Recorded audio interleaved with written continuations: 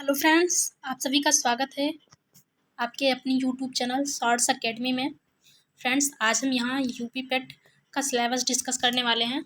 तो हम बात करेंगे यूपी पेट के सिलेबस में क्या क्या है। और अभी 1 महीने बचा है यूपी पेट के पेपर का, 1 महीने से भी कम टाइम रह गया है। तो हम बात करते हैं क्या है सिलेबस में। तो फ्रेंड्स, सबसे पहले इतिहास का सिलेबस देखते हैं, इतिहास में क्या क्या पूछा जाना है यहाँ पे। तो यहाँ पे देखिए टॉपिक दिया गया हुआ है। जैसे यहाँ पे पहला टॉपिक है भारतीय इतिहास में सिंधु घाटी सभ्यता। ठीक है, ये पहला टॉपिक है। दूसरा टॉपिक है वैदिक संस्कृति।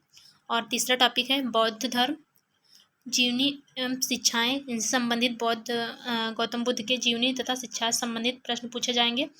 वहीं महावीर जैन धर्म के महावीर स्वामी की जीवनी तथा शिक्षाएं से प्रश्न पूछे जाएंगे।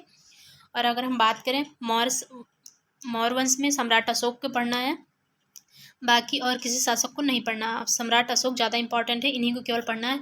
गुप्त वंश में केवल समुद्रगुप्त और चंद्रगुप्त द्वितीय को पढ़ना है, और बाकी किसी को नहीं पढ़ना है। हर्षवर्धन को पढ़ना है, राजपूत काल पढ़ना है हमें, और सल्तनत काल पढ़ना है, और मुगल साम्राज्य पढ़ना है, मराठा साम्राज्य पढ़ना है, और उसके बाद पढ़ना है ब्रिटिश राज का अभ्युदय एवं प्रथम स्वतंत्रता संग्राम, यानी कि 1857 की क्रांति तक की इसमें टॉपिक कवर करना है। उसके बाद फिर ब्रिटिश राज का सामाजिक और आर्थिक नियंत्रण का प्रभाव क्या पड़ा, ये सारी चीज़ें पढ़नी है।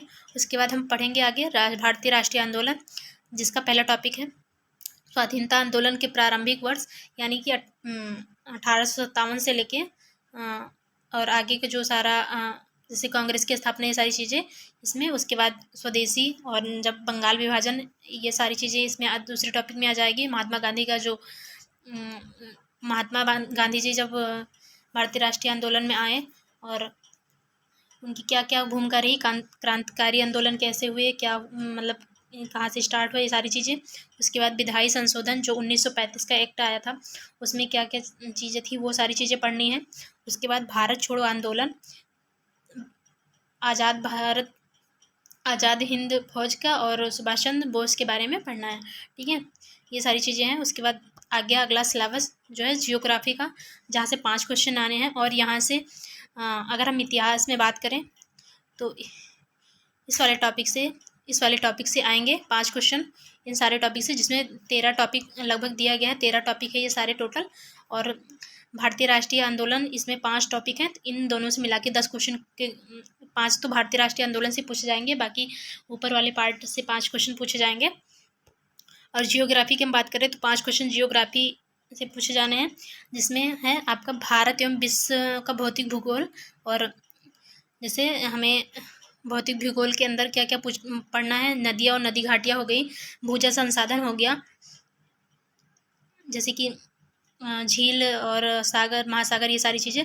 और पर्वत पहाड़ियाँ या हिमनद हो गए, और मरुस्थल हो गया, शुष्क क्षेत्र हो गया, और वन हो गया, खनिज संसाधन हो गया। विशेषकर भारत में ज़्यादा ध्यान देना खनिज संसाधन वाले में।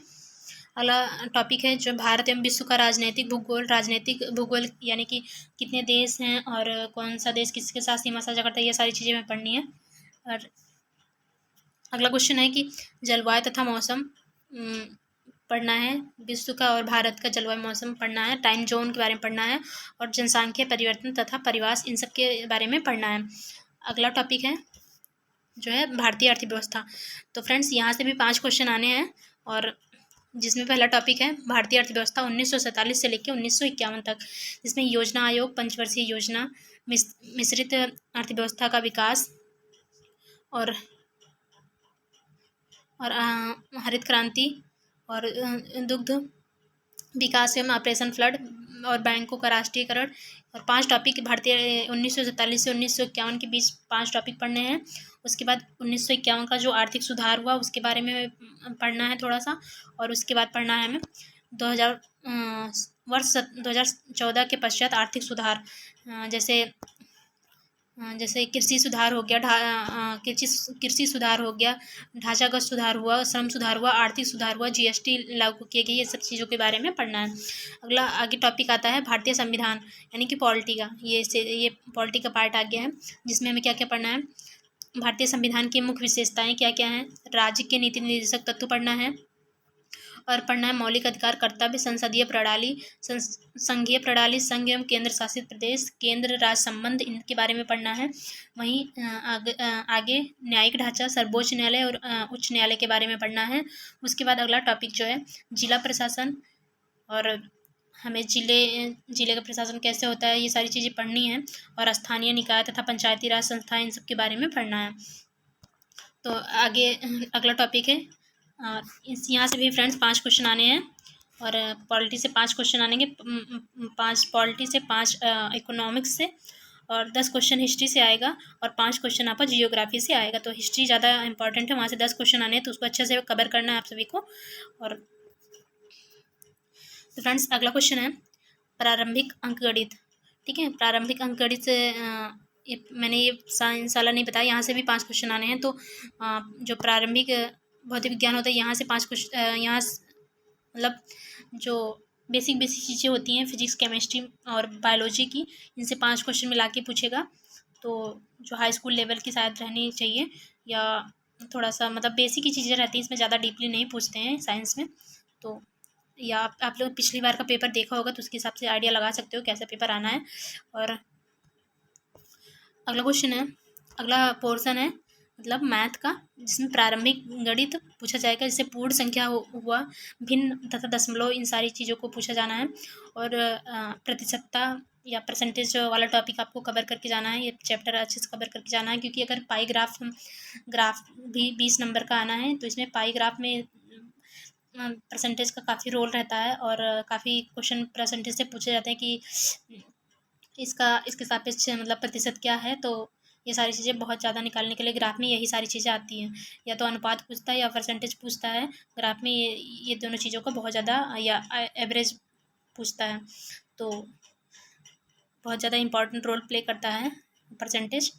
और अगला साधारण अंकगणितीय समीकरण जो है ये पूछा जाएगा, और वर्गमूल तथा वर्ग पूछा जाएगा, घातांक एवं घात पूछा जाएगा, और औसत के बारे में भी पढ़ना पड़ेगा यहाँ पे। ठीक है, तो 5-6 चैप्टर यहाँ पे हैं। देखिए फ्रेंड्स, छः पार्ट यहाँ पे है, टोटल 6 है, 6 टॉपिक ही है। और उसके बाद आगे हमें क्या पढ़ना है, हिंदी से भी 5 क्वेश्चन हिंदी से आने हैं, यानी कि 5 क्वेश्चन हिंदी ग्रामर से आने हैं, और 5 क्वेश्चन जो है आगे हम आपको बताएंगे कितने क्वेश्चन आने हैं। तो फ्रेंड्स 5 यहाँ से संधि, विलोम, पर्यायवाची वाक्यांशों के लिए एक शब्द, लिंग, समश्रुत भिन्नार्थक शब्द, मुहावरे, लोकोक्तियाँ, अशुद्धि, लेखक एवं रचनाएं, यहाँ से 5 क्वेश्चन आने हैं। और जो है अंग्रेजी से भी 5 क्वेश्चन आने रहेंगे टोटल, यानी कि व्याकरण से संबंधित 1-2 क्वेश्चन रहेगा, और एक अपठित गद्यांश रहेगा, जिसपे 1-2 क्वेश्चन बेस पूछे जाएंगे, यानी कि 5 क्वेश्चन टोटल यहाँ से आपको इंग्लिश से मिलेंगे। ठीक है, और आगे बात करें रीजनिंग की, रीजनिंग से भी 5 क्वेश्चन पूछे जाने हैं, जिसमें पहला है बृहत एवं लघु।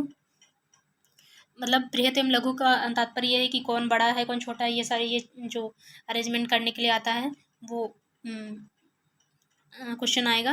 और क्रम एवं रैंकिंग, जो लाइन में खड़े करके, पंक्ति में खड़े करके क्वेश्चन पूछा जाता है, वो है।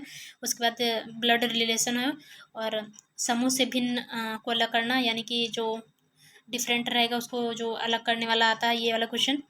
और जैसे कैलेंडर तथा घड़ी भी पूछा जाएगा, कारण और प्रभाव, कोडिंग डिकोडिंग, संख्या तथा अक्षर, निगमनात्मक तर्क तथा कथन विश्लेषण। तो आप लोग इन सब टॉपिक को अच्छे से करना। हालांकि 5 क्वेश्चन आएंगे, टॉपिक इतने ज़्यादा दिए गए हैं, 5 दूना 10 टॉपिक लगभग दिए गए हैं। 10 क्या, 2 2 4 2 6 2 8 टॉपिक हैं।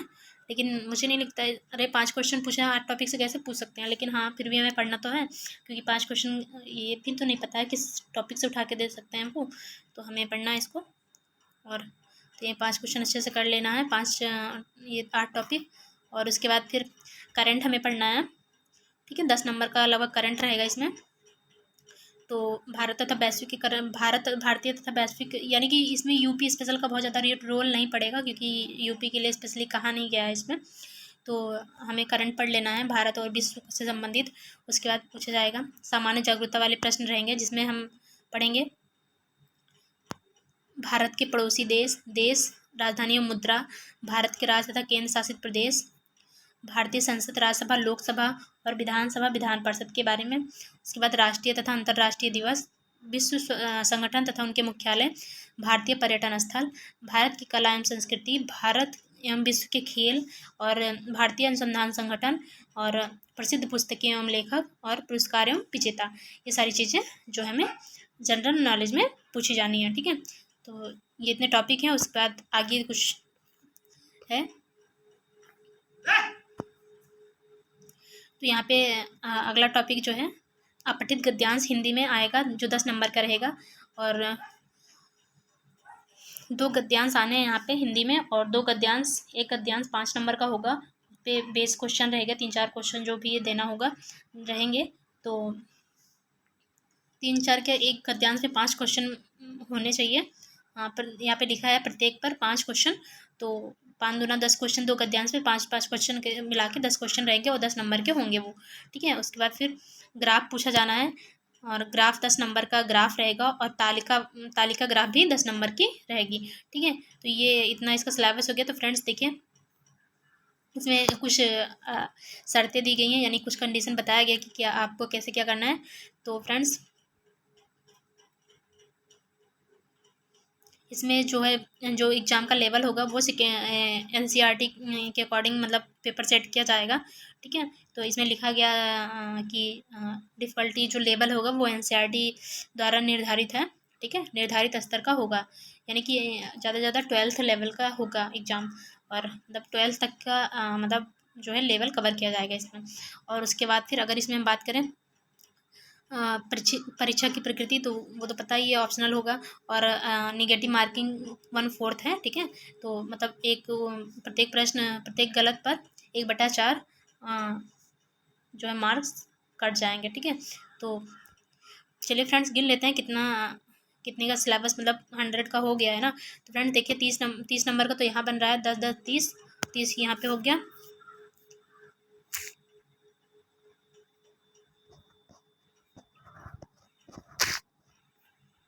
और 10 नंबर का जनरल अवेयरनेस से आएगा क्वेश्चन, 10 नंबर से यहाँ से आना है। तो 10 हो गया, और 30 वहाँ पे हुआ था 40, और 10 नंबर का करंट आएगा तो 50 हो गया यहाँ पे। उसके बाद 5 नंबर की रीजनिंग आएगी, 55 हो गया। 5 नंबर का अंग्रेजी से आएगा तो 60 हो गया, और 5 नंबर हिंदी ग्रामर से आएगा तो 65 हो गया, और 5 नंबर का अंकगणित मतलब एलिमेंट्री मैथ से आएगा तो 5 नंबर का ये हो गया, तो ये 65 बना था हमारा, 70 हो गया। और 5 नंबर की साइंस आनी है, 5 नंबर का पॉलिटी आना है तो ये 80 हो गया, और 5 नंबर का भारतीय अर्थव्यवस्था आएगी तो 85 हो गया। 5 नंबर का ही जियोग्राफी आना है तो ये हो गया 90 नंबर, और 10 नंबर के आपके हिस्ट्री से आएगा, तो यानी कि मतलब पूरा ये टोटल 100 नंबर का कवर हो गया। और जिसकी जो परीक्षा की अवधि रहेगी वो रहेगी 2 घंटे। ठीक है, आपको 2 घंटे मिलेंगे एग्ज़ाम देने के लिए। तो आई होप आपको अच्छे से मतलब सिलेबस सभी को पता होगा। मैंने थोड़ा लेट में वीडियो बनाया, लेकिन मैंने सोचा नहीं, मैं इस बार प्रैक्टिस सेट करा रही हूँ तो मुझे सिलेबस भी एक बार बच्चों को बता देना चाहिए, तो इसलिए मैंने इस पर एक वीडियो बना दिया। तो आई होप वीडियो अगर आपको पसंद आएगा तो लाइक ज़रूर कर दीजिएगा, या अपने दोस्तों के साथ भी शेयर कर सकते हो फ्रेंड्स। अगर आपने इस चैनल को सब्सक्राइब नहीं किया तो सब्सक्राइब कर सकते हैं। चलिए फिर मिलते हैं प्रैक्टिस सेट के साथ, तब तक के लिए आप अपना ध्यान रखिए। धन्यवाद।